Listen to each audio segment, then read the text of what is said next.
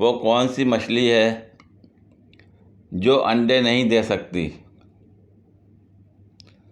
और तैर भी नहीं सकती?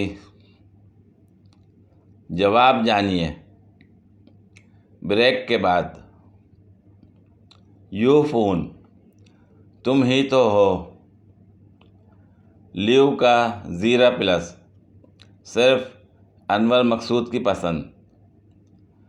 टपाल, दानेदार तगड़ा जोश। बंदा बेहोश। पैंटीन, कतरीना की पसंद।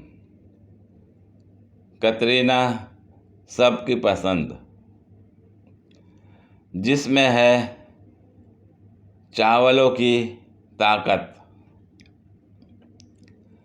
बैंक अल हबीब, बचत अकाउंट अगर ना खर्चो सर्फ एक्सल।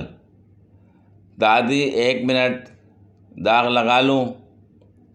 माँ, दाग तो अच्छे होते हैं।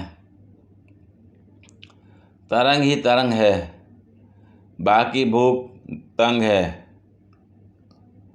मज़ा अवामी, खा बदामी।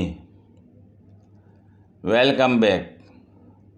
तो दोस्तों, जवाब है तली हुई मछली।